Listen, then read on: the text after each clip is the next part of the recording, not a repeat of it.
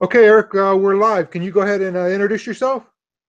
Yeah, thank you, Michael. I'm Erik Rydberg. I'm running for Secretary of State in California on June 5th, 2018. I'm currently the male spokesperson for the Green Party of California, and I'm very honored to be here with you today, Michael. Yeah, I was telling you earlier that I thought it was about time we did this interview. I met you at the California GA back in June, That's right. and I almost feel like we're family already, just because you're very welcoming and everything. You're a great spokesperson for the Green Party. Thank Um, so you like to uh, represent Green Party candidates. Can you talk to us about some of the Green Party candidates that you endorse and promote? Absolutely, yeah. We have a lot of candidates running in 2018. They're all fantastic. I'd like to start with the governor, our candidate who's running for governor, who is Josh Jones. Um, Josh Jones, he campaigned super hard for Bernie Sanders, like many of us. That's the same case for you guys in Santa Clara, right? Yes, yes. A lot of us are Berniecrats. A lot of us are Bernie Or crats that were. were. Yeah, we were Bernie supporters in 2016, right? Yes. So Josh founded Labor. It's like the Labor Alliance. He was worked with the Labor Alliance for Bernie. I think it was YOLO Bernie Crats. He did a lot of fantastic work, as did everybody in Yolo County, which is like Davis, California, and surrounding areas. Um, then after the convention, I actually met Josh when I was hosting a rally with Jamu Baraka and Yane Indigo. For anybody who doesn't know, uh, Jamu Baraka was Jill Stein's vice presidential candidate. He was also the founder of the U.S. Human Rights Network, and Yane Indigo was worked with Black Men for Bernie, and she was also like a co-founder of the Bernie or Bust movement, right? And like me, and like you, and like Josh, Yane joined the Green Party because Jill Stein had really stuck her neck out there for us at the convention in Philly. So I met Josh there. Also Sadie Fulton, who's there in Davis, California. And now it wasn't long after that. It only took them a few days, I think it was, and they actually joined the Green Party, formed the Green Party of Yolo County, and Sadie Fulton now sits on the coordinating committee of the Green Party of California. And Josh, after helping to form the Green Party of Yolo County, actually went back into the Democratic Party as part of the Dim Inter movement that Bernie Sanders was so happy about, because they actually won 500 seats in the ADEM delegation. Um, and he was a big part of like helping to bring those candidates in and supporting them. And um, he's accredited with being a huge help in that effort. Unfortunately, that effort ended with um, the corrupt election of Eric Bauman, a pharmaceutical lobbyist, over the Yes. over the Our Revolution candidate Kimberly Ellis, who was a Hillary supporter in 2016, but she had a lot of progressive values. So a lot of the Bernie crats, the ADEM delegates, threw all their support that they had behind Kimberly. And same thing that they did to Bernie, they did to Kimberly. They used super delegates, and there was also huge discrepancies in the votes, and they declared the win before they'd even counted all the votes. And same thing that happened here in California with Alex Padilla. And I don't know if you recall, but MSNBC and CNN had declared Hillary Clinton the winner of the Democratic primary before California even got a chance to vote. Yes, I do remember that. Right. So this is a huge part of why I'm running for Secretary of State. Uh, as you know, I ran for a delegate for Bernie in my district, District 1. I campaigned as hard. I campaigned my heart out for him and gave him a bunch of money I really couldn't afford to give him, and I worked my butt off, and I paid a lot of attention to everything that was going on. I was independent before the Bernie movement, and I'd been independent for a long time, uh, forever, right? And I actually saw what happened in Arizona, where they cut the polling stations, and it resulted in those 5 hour long lines. My friend Jeff Woods there Did a lot of research on the purges that took place. It was like 4,000, 6,000 people that got actually purged from the Democratic rolls. The Democratic Party likes to close their primaries, right? Because the independents in this country are the majority, right? And a lot of the majority of them are like left-leaning socialist folks, and the Democratic Party is a capitalist party, and they don't want all those independents coming in and changing their rules and taking over their party, essentially, right? So they closed their primaries in Arizona and cut the polling stations from 200 down to like 60. So people were out there, old ladies, in super high temperatures for 5 hours, getting heat stroke, and it was just disgusting, right? So basically, if you had a job, Mhm. you'd have to work your job, come home at 5, and there's a commute, and then you couldn't stand in line for 4 or 5 hours. The polling place might even close by then. You know what I mean? And expect somebody to stand in line that is just absurd, and that essentially suppresses the vote. Yeah, it was blatantly wrong. And at that point, I was like, wow, maybe I ought to register as a Democrat if I want my vote to actually count, right? One of the next primary states was New York. Once again, closed primary. There's 3.2 million independents in New York, and over 100,000 people magically got purged off the Democratic rolls in Bernie's hometown of Brooklyn. And the Board of Elections in New York, uh, uh, Bianca Perez, and many of the Democrats that sit on that board just laughed in people's faces when they demanded a recount, right?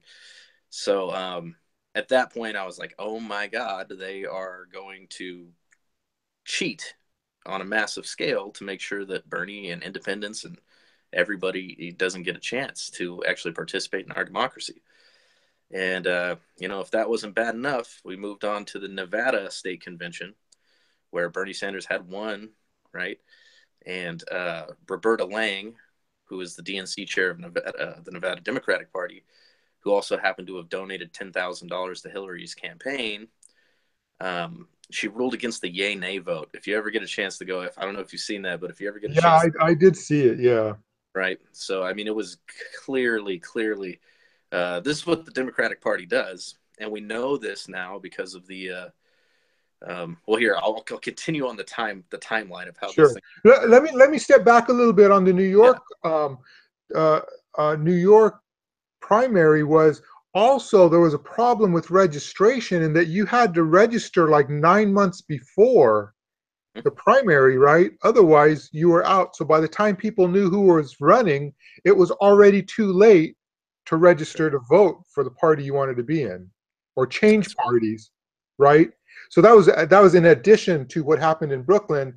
And in Brooklyn, they had that huge rally. Remember, like it was really obvious that Bernie Sanders had the momentum over there, Yeah. and lo and behold, Hillary won it. Won Brooklyn. Yeah, it's when 40,000 people are showing up to your rallies, and Hillary Clinton can't even get 250 people Right. to show up. Exactly. Like, come And on. then so go ahead and go forward with Nevada then. Okay, so we come out of New York, we go into Nevada. Bernie won because of it was a close race, and there's like three successive that like your delegates got to show up, otherwise you lose some votes. So Hillary had just notched out Bernie in that first thing, but then none of her delegates showed up because nobody's enthusiastic for Hillary Clinton, right? Right. So Bernie delegates showed up, and so he won. He actually ended up winning, right? So what happened is Roberta Lang, somebody who donated $10,000 to Hillary Clinton, was the DNC chair. She came into the Nevada DNC convention with a last minute rules change that would eliminate, Bernie's win and give it back to Hillary, right? Well, everybody, it was a yay nay vote, voice vote, right? And everybody was super, super, super loud. I mean, there's people that even put volume detectors and stuff on it, and it's very, very, Yes. very, very obvious that the yay nay vote was a huge, huge resounding nay against the change of rules. Um, Regardless, Roberta Lang dropped the gavel and literally called the police on the everybody in the convention. And this is not just Bernie supporters. I mean, the Hillary supporters were against it as well, because the process of democracy was followed. And here's this one individual with this power to just come in and change the rules. And so, I mean, there was Hillary supporters walking out and saying, "I'm done with the Democratic Party. I can't believe that they did this to Bernie," right? So it I wasn't mean, just, even some people, registered Democrats, still care about our democracy, right? It's the oh yeah, leadership that's corrupt. So sometimes they even have good intentions, and hopefully we're trying to show them that a third party option is there for them. exactly. I mean, it's a class issue, really, because no matter whether you're Republican or Democrat, once you get up into that 1% tax bracket, everything changes. Your life it doesn't resemble the poor or working class whatsoever, and your interests become a whole new thing, right? So yeah, working class Democrats, even in Hillary supporters, I mean, they believe in democracy. I mean, you could tell by how they're so willing to jump on the bandwagon of saying that trying to find a reason why Trump is the president Right. and going after Russia and everything else, right? And so, yes, Democrats of all kinds care about democracy as long as they're not in that 1%, right? Yeah. Yes. And so, but the truth of the matter, and what I would appeal to any of them that are watching, is that Russia spent $100,000 on ads, to against Hillary. Hillary Clinton's super PAC spent $1 million on trolls during the primary. This is Yes. a fact. Go look it up. To These trolls went and posted child porn all over our Bernie Sanders pages and got them shut down. And Facebook, I don't know what's up with Zuckerberg, but man, that's illegal. Not a single one of these trolls ever. Nobody's been brought to justice. Nothing. They just like, Zuckerberg and Facebook gave Hillary like tens of millions of dollars for her campaign. So Yes. somehow got swept under the rug. But I'm sorry, $100,000 in ads compared to the $1 million that Hillary Clinton spent to influence the election. Right. Uh, it's irrelevant, So, I mean, I got no love for Russia. The guy's a tyrannical dictator, Sure. but it's just the reality of the situation is the Democratic Party did more to influence and subvert our democracy than Russia did by leaps and bounds, right? Absolutely. And then in Nevada was the chair throwing um, Chair allegations, throwing, which went in line with the Bernie Bro allegations and misogynist allegations. right? You know, so Can we do a yeah, reenact real quick of that chair throwing, right? yeah, So you got one angry guy who goes like this, right? He goes, right? And right, somebody comes over and grabs him and says, "No, no, no, brother. Put the chair back down." right, Right? Okay, so that's not chair throwing. right, exactly. So, you got to love the Democratic Party. We know because of WikiLeaks that MSNBC, CNN, right? Right. Like they're actually the media arm of the Democratic Party, right? So, they took that and they made it about chair throwing, and they Bernie Bros and all this nonsense. And hey, me and you, are both males, right? And who'd we vote for after the primary? We Exactly. voted, Jill we Stein, voted for right? Bill Stein and the only African American in the race, John Mubaraka. So yeah, Absolutely. we're real racist and we're real sexist. Sure, sure, Yeah. sure. So let's briefly talk about that, since it's kind of a good segue, is the media's bias Mm-hmm. in elections towards the two corporate corrupt parties Mm-hmm. and against any third parties. What can we do about that, or what can you do as Secretary of State, maybe? Well, I mean, this really is a perfect segue into what happened next after the Nevada DNC convention, right? What happened? We started coming to California, right, the most populated state in the country, and what happened? What, like a day or two before the June 7th vote? Here comes the Democratic Party's media arms, uh, MSNBC and CNN saying that Hillary Clinton has already won the Democratic primary before us Californians, the most populated state in the country, with the most electoral votes, right? Even had a chance to vote, right? So already subverting the vote and trying to suppress it. And then Alex Padilla, he violated the DNC's own charter of being impartial and even-handed, right? And we know from the DNC lawsuit that came after the California, or after, the general election altogether, that Debbie Wasserman Schultz, she was the DNC chair, and she had to resign at the convention because she violated the DNC's charter. And WikiLeaks, thank you. Honestly, the Russia Julian Assange thing is absolutely garbage. And Julian Assange is somebody who's been ostracized and unfairly, he's a whistleblower telling the people that our government is not on our side. Our government is on the side of these institutional, giant, multinational corporations, right? And people like Julian Assange, Snowden, like these whistleblowers, they're heroes, right? And our country is like quite literally putting death threats. I mean, a lot of the Hillary supporters said that, Snowden and particularly Julian Assange should be assassinated. Like literally, these are the words that they used, right? Yes. For telling the truth. WikiLeaks has 100% accurate publishing rate, right? So anyways, we come to California. The Democratic Party uses their media arms to basically get everybody in California to say like, oh, it's already over. No point to go out and vote, right? And we wonder why, like, the largest non-voter, like, if you look at it on a graph, if not voting was a candidate in the 2016 election, the people that didn't vote would have won huge landslide, right? And it's because the Democratic Party used their media outlets to literally get people not to vote and try and tell them that it's already over, regardless of the fact that Hillary Clinton did not get 2,383 pledged delegates, right? That's the winning number. If you don't reach that pledged delegates are me and you, all the voters, yes. Right?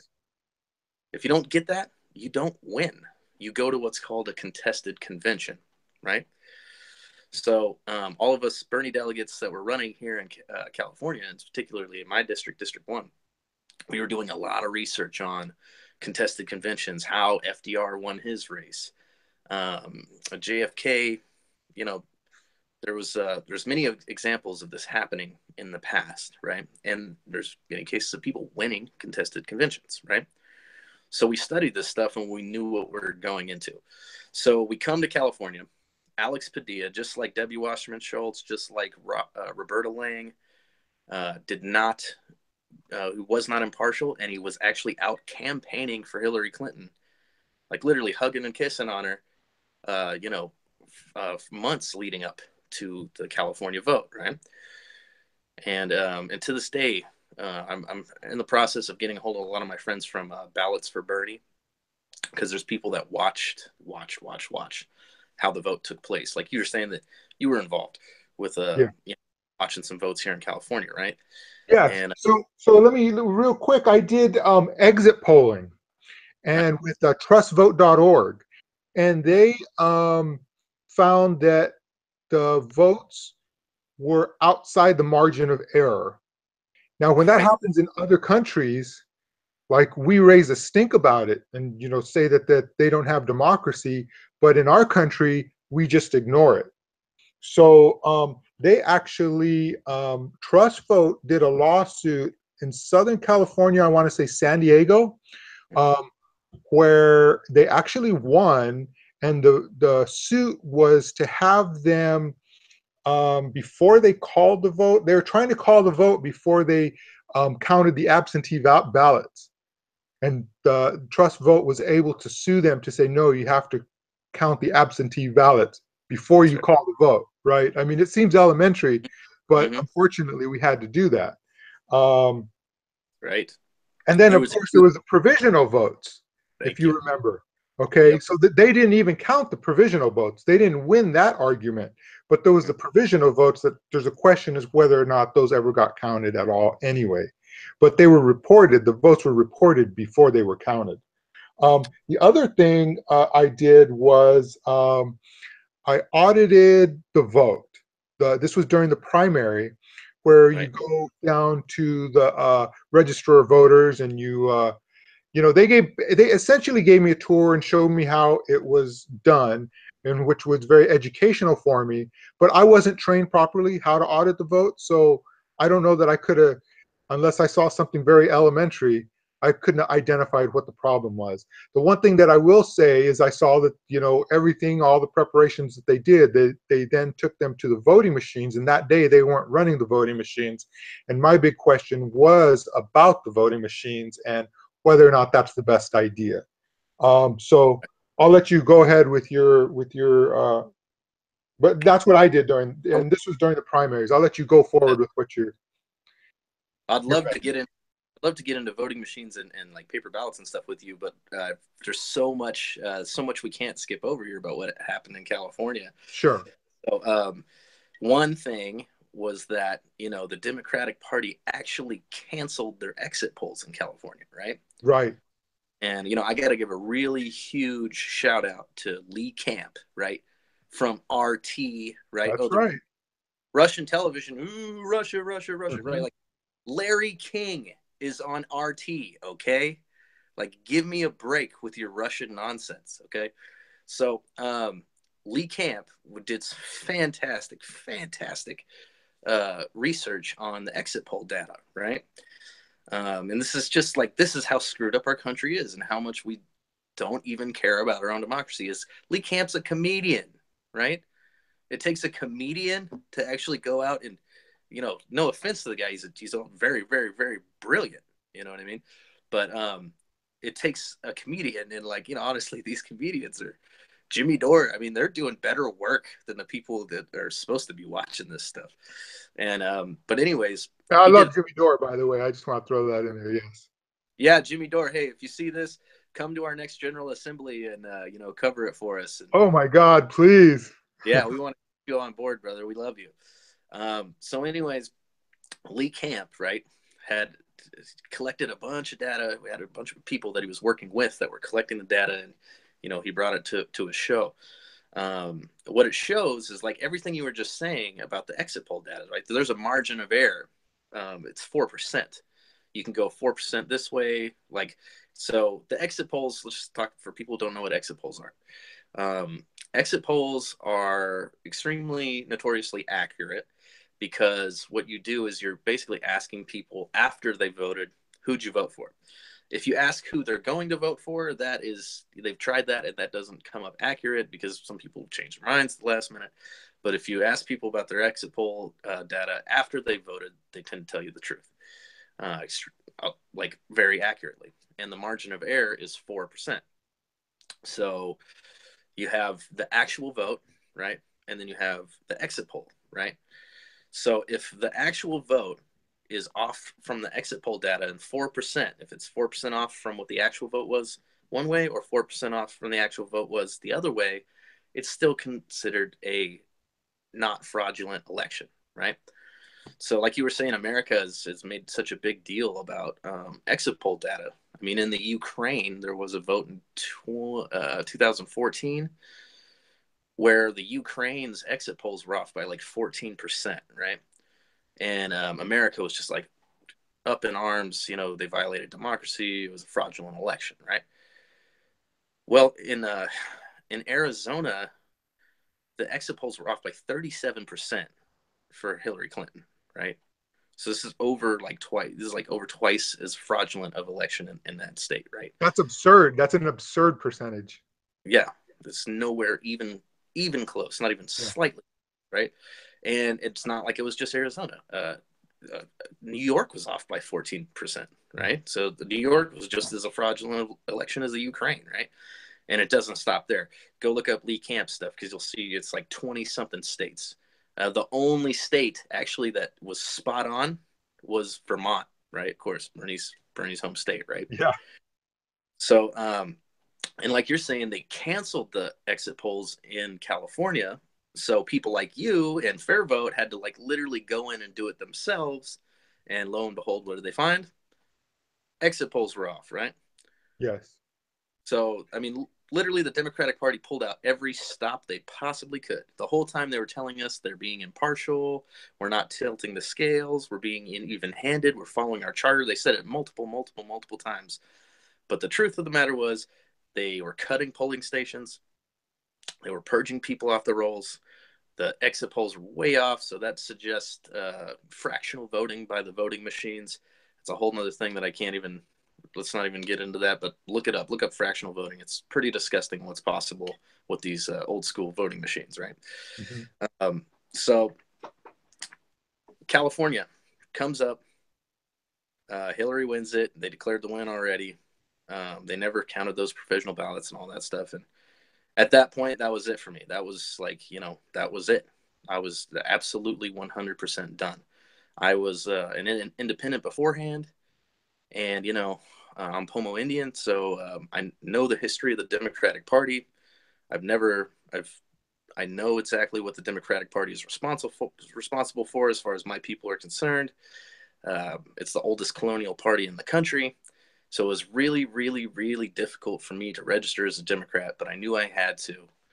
Otherwise, I was subject to everything that independents are, no party preference. That's what we call it here in California, right? Yes.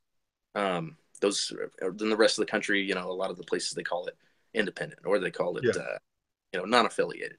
Right. So I knew that I would be subject to these issues if I didn't actually register Democrat.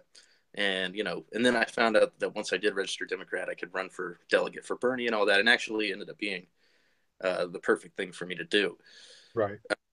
But can I interject something right now that's kind of relevant? Is that we have, like you said, NPP voters in California, and NPP voters were able to vote in the Democratic Party during the primary. However, they had to request a crossover ballot. Yep. Now, at the polling stations, the people trained were told they were not allowed to tell the NPP voters that they could ask for a crossover ballot, and there was no presidential option on the NPP ballot. So when I was doing exit polling and I would ask them which presidential candidate they voted for, they said there wasn't an option to vote for a presidential candidate. I let them know then that they could have asked for a crossover ballot. Many of them got angry, but it was too late for them to go back and change their ballot. I just wanted to, that was another level that they had that benefited Hillary Clinton. So, and who's responsible for that training, right? Right. The Secretary of State, Alex Padilla. Right. Guy who was campaigning, donating, and violating the DNC's charter to tilt the scales for Hillary, right? So this is why I'm running for Secretary of State. The Democratic Party has proven beyond the shadow of a doubt that they are incapable of being trustworthy of presiding over democratic processes, right? Yeah. So let's just keep going through the timeline. California comes down. Alex Padilla does everything he possibly can to tilt the scales for Hillary. Hillary wins, very questionably wins California, but it's still a contested convention. She did not reach the 2,383 pledged delegates to win. So a contested convention, right? So here we go to Philadelphia for a contested convention, right? And what does that mean, right? So a contested convention, I ran for delegate for Bernie. What are delegates, right? Delegates are people that get to go to the convention and literally get to cast a vote for the candidate that they want to win, right? So there was like 1,900 Bernie delegates, and the delegates get chosen proportional to who wins the state, right? Gotcha. So, here in California, in my district, there was like 4 males that could go and like 6 females. So if Bernie won the whole thing, there would be like, 10 Bernie delegates going from my district, right? Sure. Hillary won, so we got 2 males and 3 or 4 females, right? I think. So, anyways, you go to the convention. If it's not, let's just say in a normal convention where somebody reached 2,383 delegates, there's one round of voting, right? And it's called pledged voting, where Bernie delegates have to vote for Bernie and Hillary delegates have to vote for Hillary, right? Well, in a contested convention, there's two rounds of voting. There's the pledged round, Bernie delegates for Bernie, Hillary delegates for Hillary, and then there's a second round, right? And it's called unpledged, right? So in this round, Bernie delegates could vote for Hillary or Bernie, and Hillary delegates could vote for Hillary or Bernie, right? So what we were planning for was to get to the second round to where all of our delegates could go to, I mean, in light of the fact that the DNC chair got ousted for violating the charter, Yes. I mean, odds were in our favor that we were, after the DNC convention in Nevada, after New York, after Arizona, the odds were that we were going to be able to go to these Hillary delegates and say, look at all this. The DNC chair just had to get booted. Please switch your vote from Hillary to Bernie in the second round, right? And this, we trained for this, right? We had like meetings and conversations online, and what happened at the convention, and I've never had love for a politician like I've had love for Bernie Sanders, right? He's by far the greatest career politician in existence, right? I completely agree. Yes. Right. So, but it's a pretty low bar. Yes. We have to admit that, right?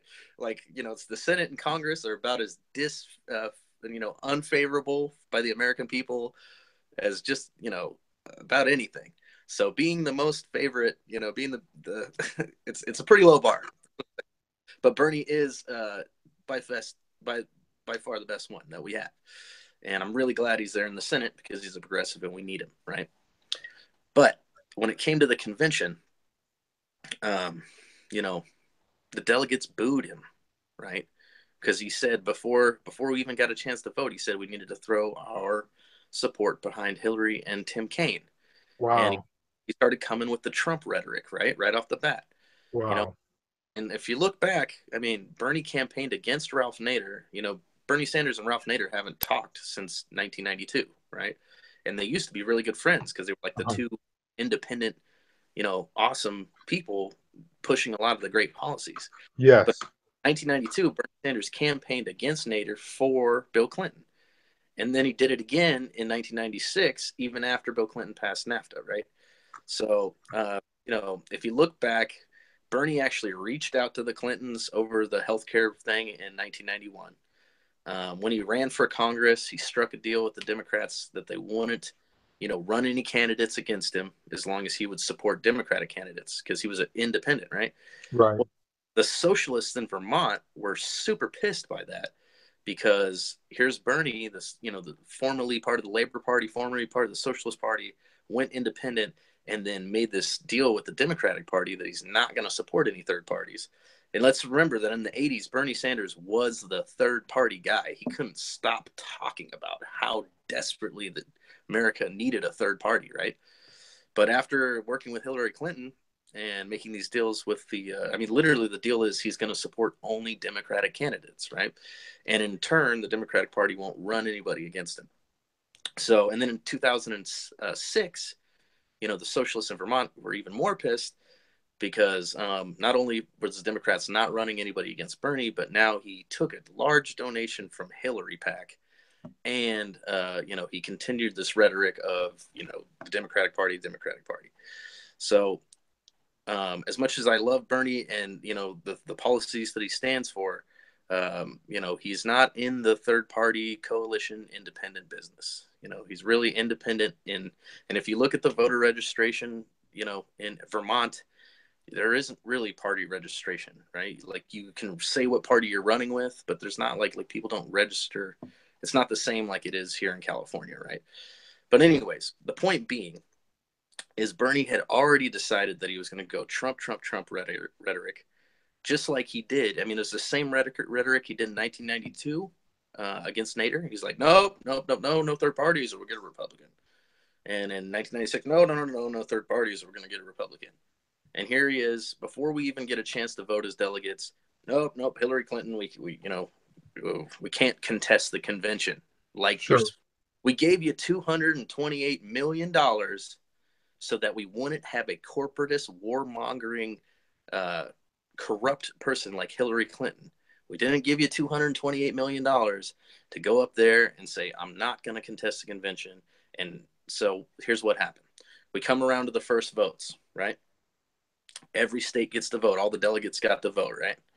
Jerry Brown, our governor, gets booed, and we try and take the mic from. I don't know if you noticed what California delegates were all about, but we were like the loudest, most ruckus caucus out of all the different states, right?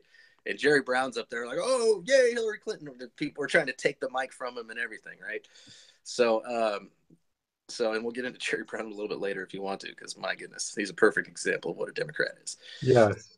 But anyways, we come around to the first voting, right? Hillary won because the delegate is pledged delegates and all the fiasco, everything we just talked about, right? So she had more delegates, not by much, but she did. So, and that's still not winning, right? She didn't win. She had more delegates. So I was wrong there when I said that she won. She still hadn't won in the first round. She Right. just had delegates. Because in a contested convention, we're supposed to go to that second round, and that's what actually decides the winner. Gotcha. We come around to all the states. They all get to vote. Bernie skips Vermont, right? And we finish off all the states, and then it comes back to Vermont, right? So at this point, Bernie Sanders gets on the mic, and he says, I want these delegates to be reflected in the record, but I move to suspend the rules of the convention, and so I select Hillary Clinton as the nominee of the Democratic Party, right? Bernie did that. Okay. And I've had so many people tell me that I'm bashing, right?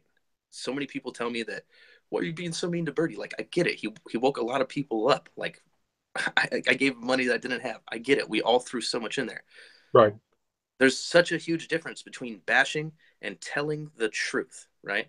If I were to say Bernie Sanders is a scumbag, that's bashing, right? If I were to say Bernie Sanders suspended the rules of the convention before we got to the second round and personally selected Hillary Clinton himself, that's not bashing. That is the truth, and it's a fact. And if we can't be honest, then what do we have, right? So Bernie did that. The reason Hillary Clinton became the nominee was because Bernie Sanders himself suspended the rules, kept the delegates from getting to the second round, and personally chose Hillary Clinton himself, right? Yeah. And all of us were freaking out. All the delegates were freaking out. Everybody all over the country was freaking out because we knew that she could not win, right? Especially after all the fraud. There's no way nobody's going to show up for you if you just committed fraud, called us all Bernie bros, said that we were sexist and racist and belittled us and spent $1 million on child porn trolls and violated all the rules and changed the rules and purged people off the delegates. That's why you lost, okay?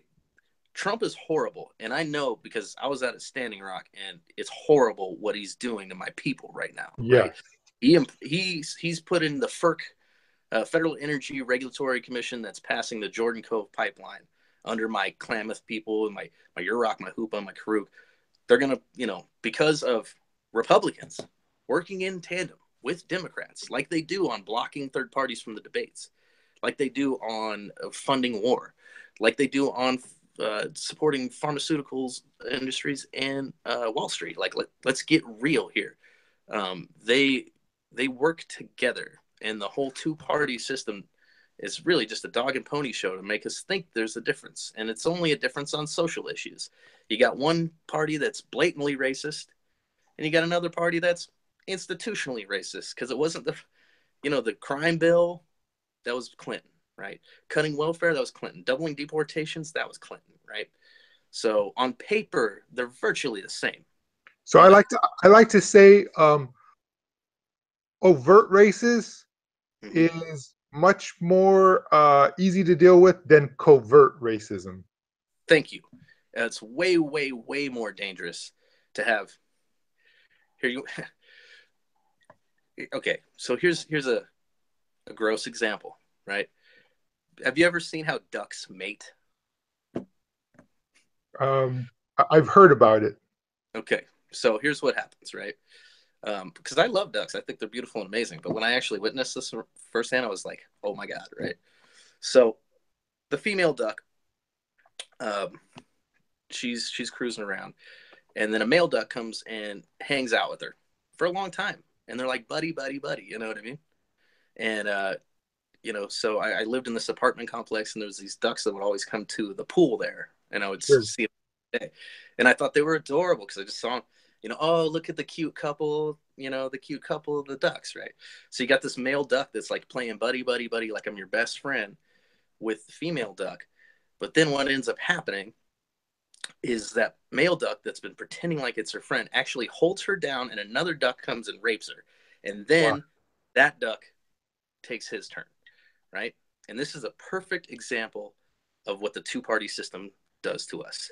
The Democratic Party is playing buddy-buddy with us, for as long, in between elections, they're buddy-buddy-buddying with us, right? But then when the time comes, they subvert our vote. They work with the Republicans. They block the debates. They do everything they can to make sure that they get their money, what they want. They get their corporate influence, and they get all that.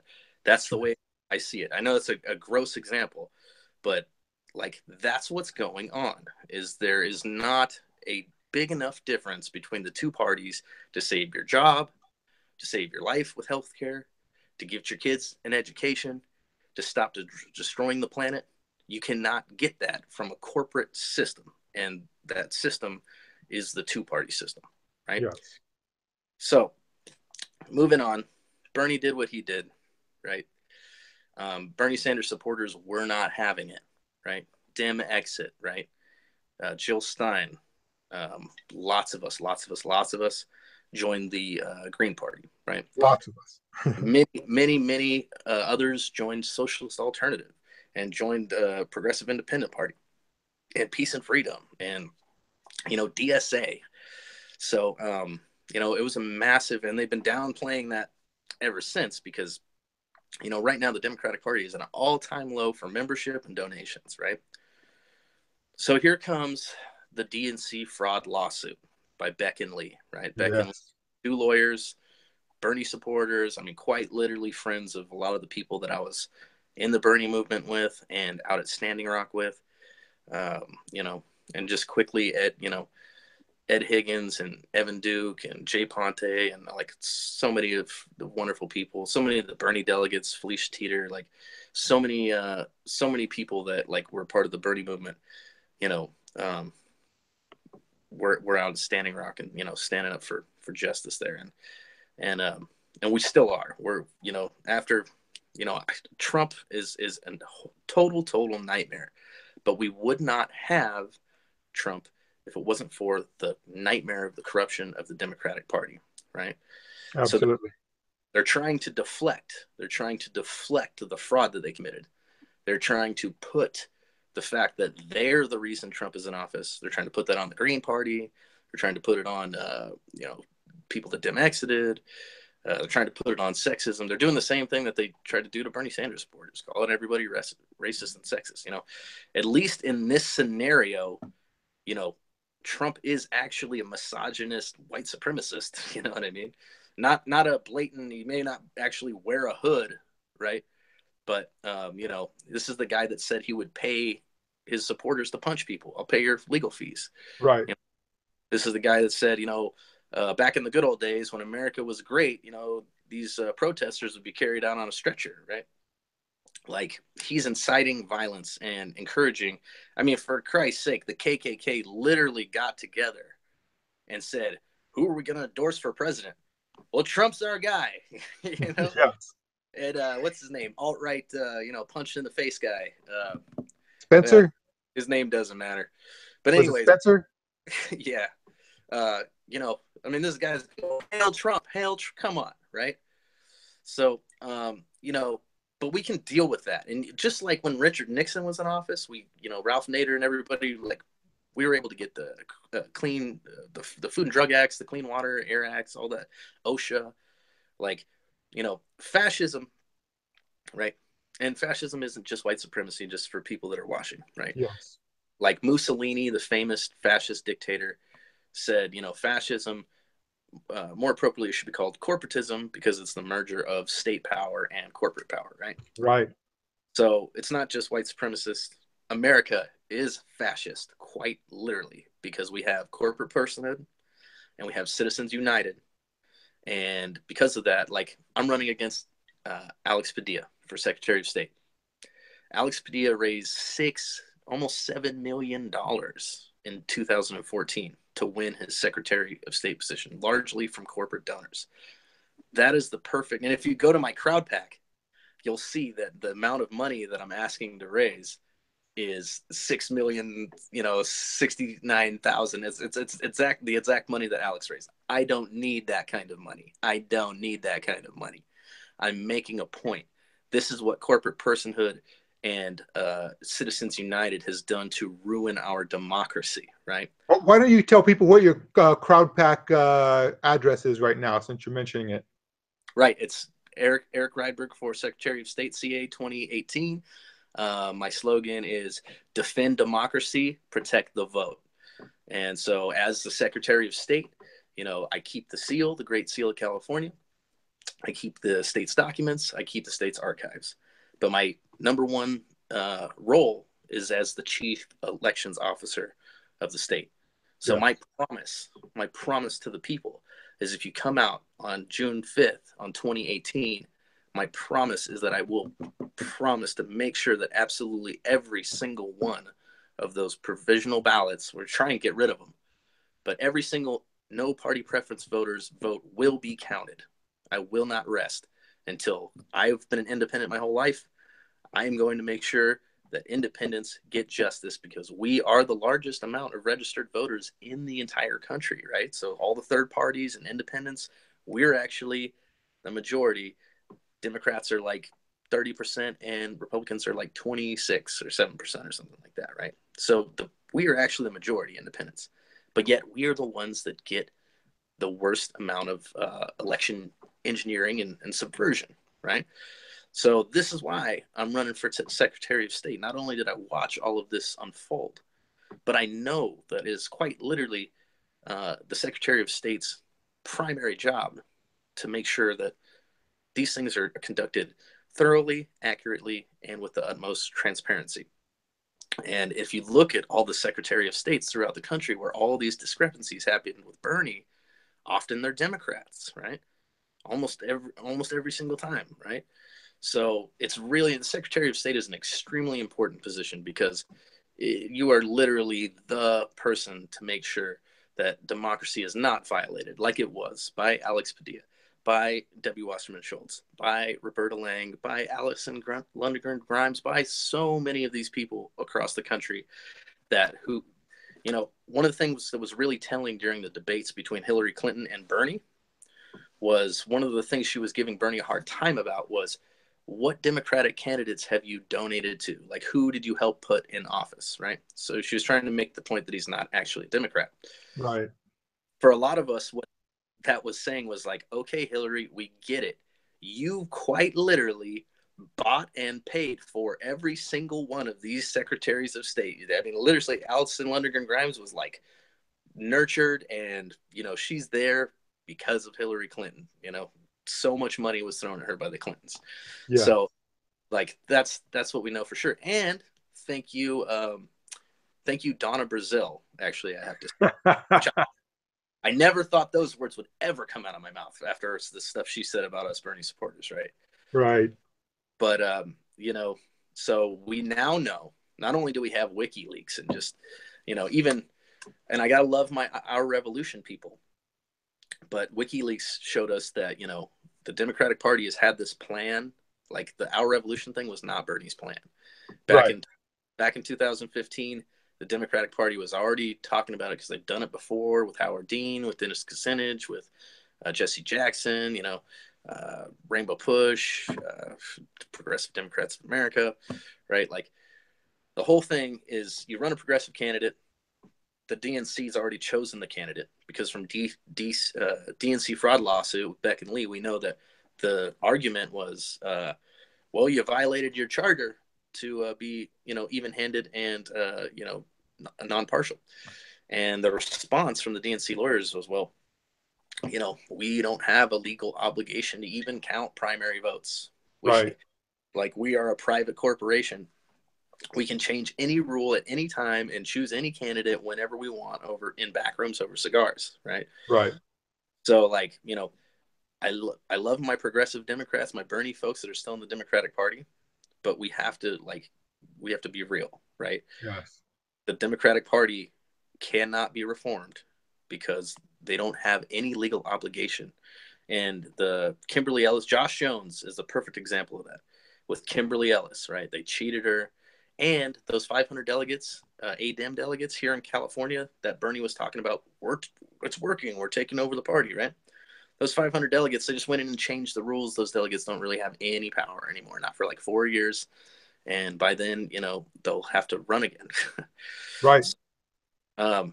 It's, I love you guys, but you have to understand there's more socialists on the outside of the Democratic Party than there is on the inside, right? Because you cannot have a corporatist on the left, right? It doesn't work ideologically. It doesn't exist. And for that reason, the Democratic Party calling themselves the left is actually super huge propaganda because they are pro-war, pro-Wall Street, pro-capitalist, and that in no way is left whatsoever, right? And they So take corporate campaign contributions. exactly. So you can be left if you're doing that. Right. So more socialists on the outside because there's more independence. There's more of the third parties. There's Socialist Alternative, Progressive Independent Party, Justice Party.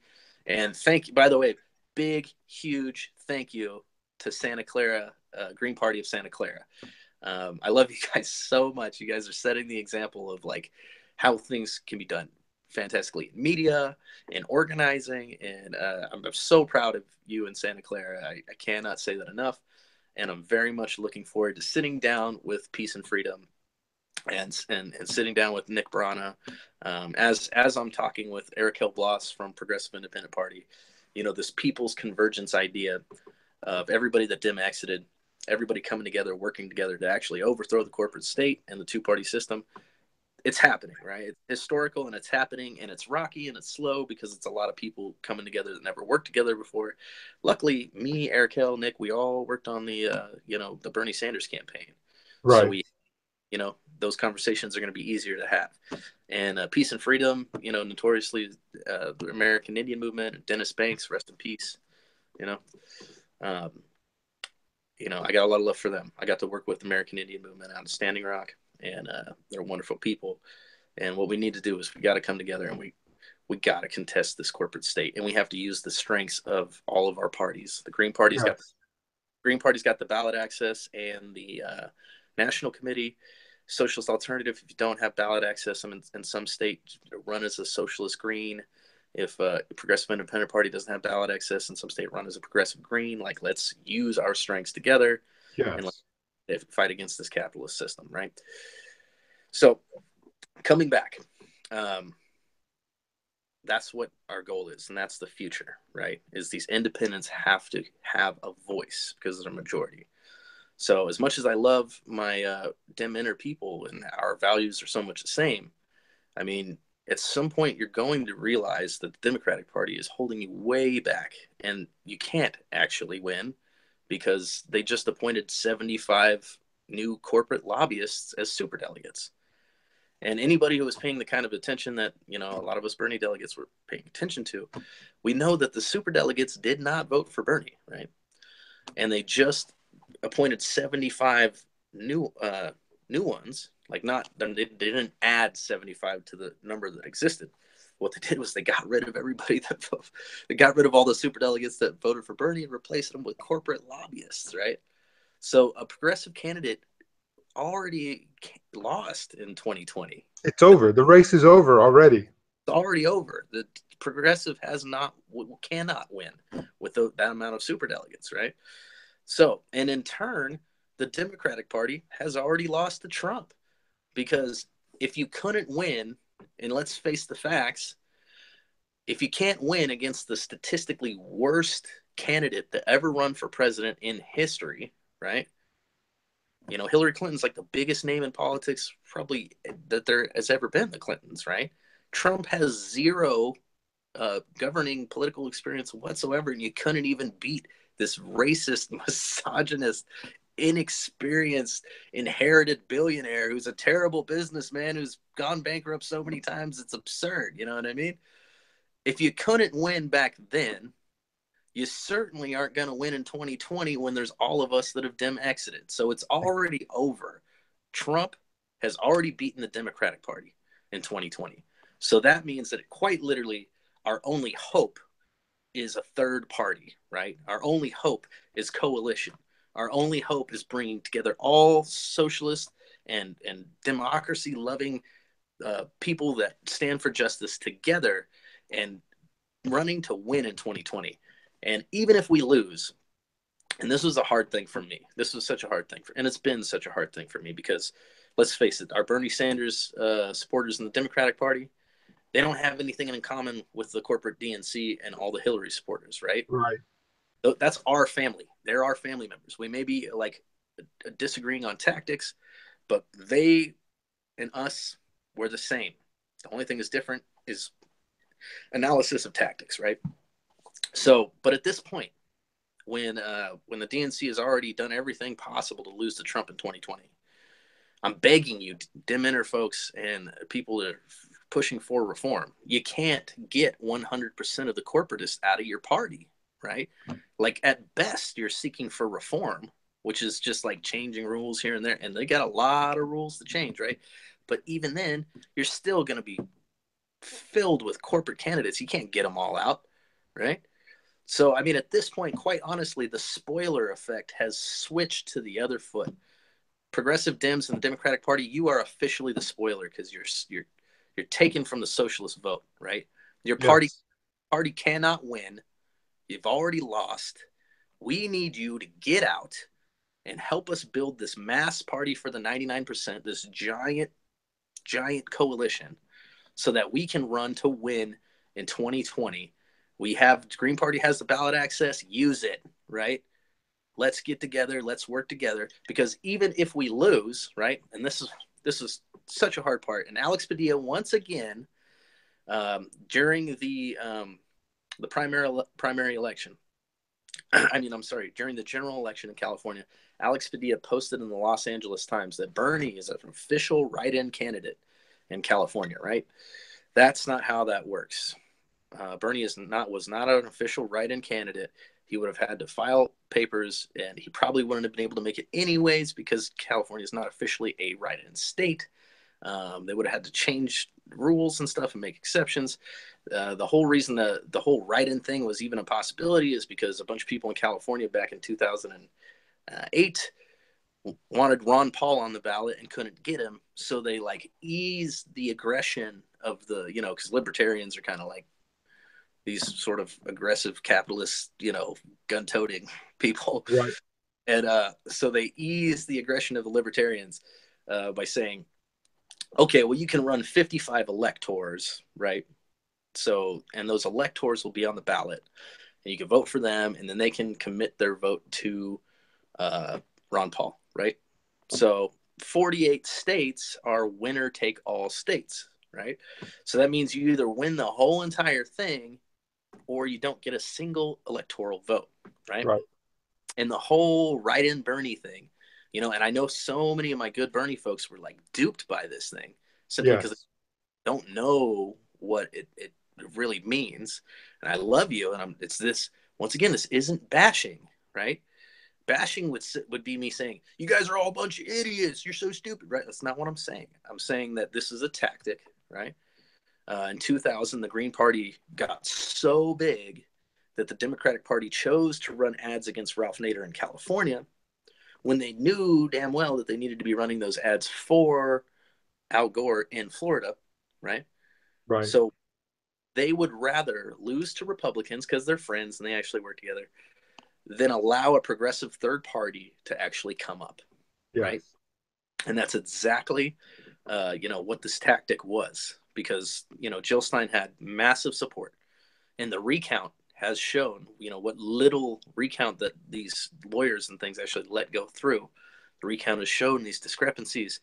The Green Party is getting our votes stolen from us by the Democrats, right? And Libertarians too. It just happens to be that the Green Party gets it the worst, right? Yeah. And if it wasn't for Joe's recount, once again, just like David Cobb's recount in Ohio that showed that Bush was cheating, Jill Stein's recount in Michigan and the other two states, it showed, they're replacing all the voting machines in Detroit because our system's corrupt, people. That's why you got to put a Secretary of State in office that's not going to stand for this, right? And it's going to, expose the fraud, right? You have to put somebody in there that's not tied to corporations, that stands for democracy. And this would be a great time for me to plug the Green Party of the United States, right? It's not just us. You want to talk about coalitions? The Green Party has the largest international coalition on the globe, right? In the world, right? The Green Party US is part of an international coalition of 91 international Green Parties, right? And we adhere, all of us are united around the 4 pillars, right? Democracy, social justice, ecology, and nonviolence, with the need for self-defense and the defense of others, right? Right. So that number one value is democracy, right? Democracy. And so as a Green Party member and being part of a national Green Party like the Green Party of the United States, it is my responsibility to adhere to those 4 pillars, and the number one of them is democracy. And I will not rest until corporations are ousted from influencing our elections with these $6 million that they gave to Alex Padilla. I will not rest until we have hand-counted ballots, or we have some kind of new system like the Bitcoin thing. Like, that's a pretty reliable transaction that can't be hacked. If somebody can develop like a bit vote or something like that, maybe we could do that. But honestly, we got to go to hand-counted ballots. We got to go to mandatory recounts, okay? If they're able to give Alex Padilla $6 million to run for Secretary of State, there is no amount of money that is too high for recounts.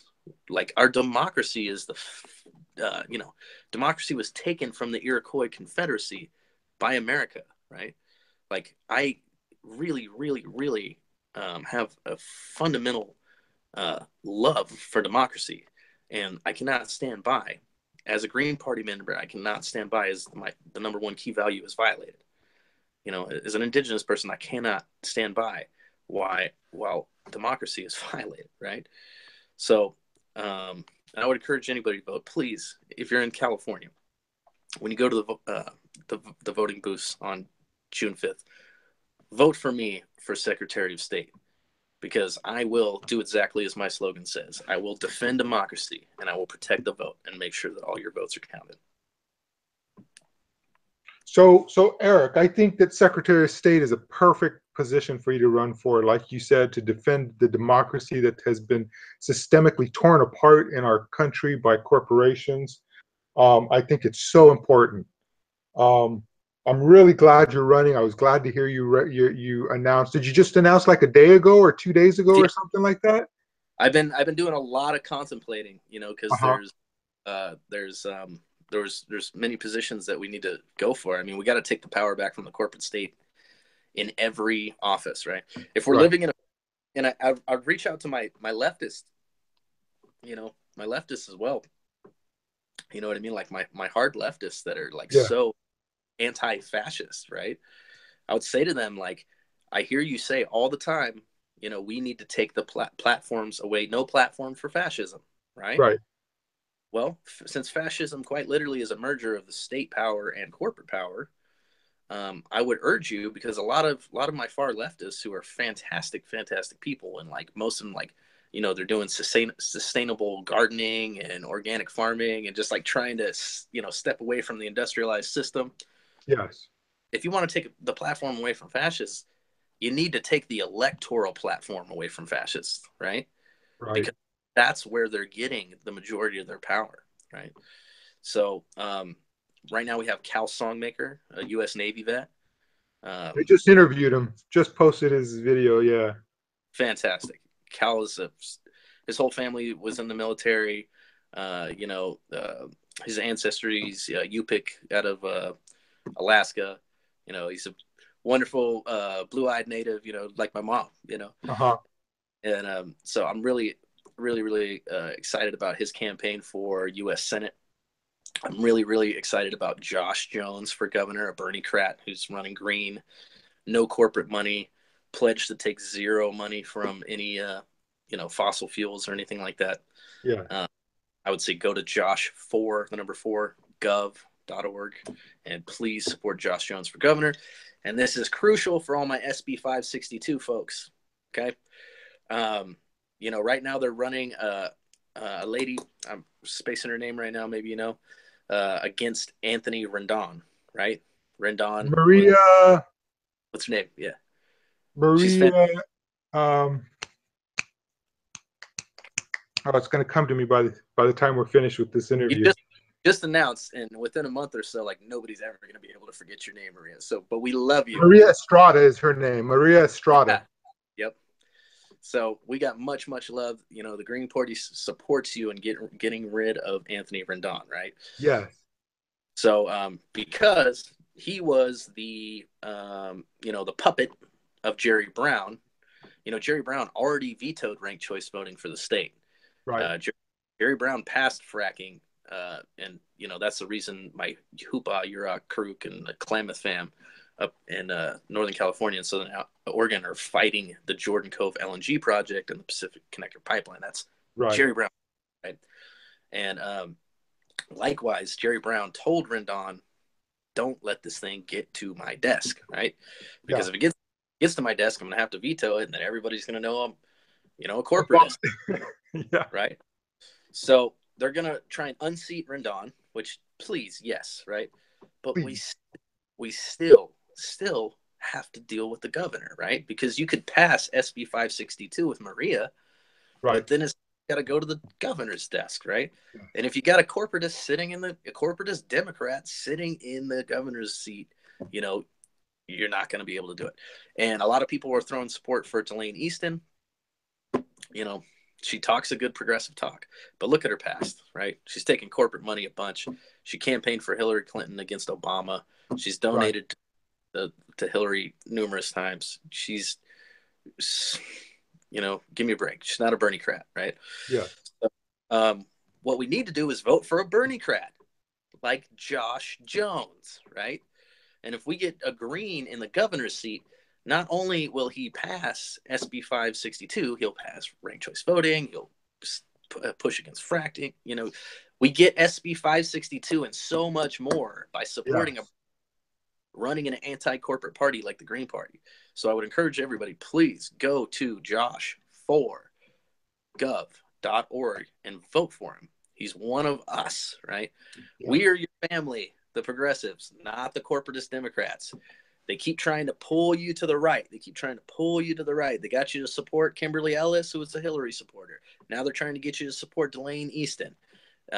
Everything has failed. Bernie's pharmaceutical bill, Keith Ellison, just one thing after another. Now it's the superdelegates. The Democratic Party is not making concessions with you, and you are not winning no matter how much you want to tell yourself that. You are losing. So please, once you're tired of having your legs cut out from underneath you, come join us. Don't go join the Republican Party and try and take over a corporatist party. Come join the real progressive left, which is the Green Party, Socialist Alternative, Progressive Independent Party, Movement for a People's Party. DSA has been running tons of Greens. Justice Party, Steve Stokes ran as a Democrat, Progressive Democrat. He's in the Justice Party now. I campaigned for him back in 2016. We are building the alternative progressive power that is truly left and truly progressive, truly for the people. And we need your help now more than ever. So I would say, please, the Democratic Party, they're a private corporation. They don't have to count your votes. They can change the rules at any time, like they've already done to you so many times. And it's painful for me as somebody who, struggled with you every step of the way through 2016 to watch them do this to you. It's painful for me to watch. And just look at me as an example. I mean, if somebody who has only been a Green for a year can be welcomed and shown an open door and be able to come in with thousands of Bernie Sanders supporters and find a home, right, and be welcomed, it's going to be even more welcoming for you because we're all here and we're waiting for you. Awesome, Eric. So I'm glad you're running. I think you're a great spokesman for the Green Party. Did you want to give your website one more time so they could donate? Yeah, you got to go to CrowdPack. Look up my name, Erik, Erik Rydberg, Rydberg, for Secretary of State, California, 2018. My slogan is "Defend democracy, protect the vote." Please go there. Use that endorse option, and any donations are so appreciated. And you know, thank you so much. We gotta really unite. We really gotta come together, and we gotta take the power back from the corporate state. And it starts with 2018. And thank you so much, Michael, and thank you so much, Green Party of Santa Clara County. You know, the Green Party of California loves you so much. And awesome. I'll accept the thanks for all of our county Green Party. We try to do what we can. Thanks, Eric. Yeah, thank you. And good luck, huh? Yes, thank you so much. Okay.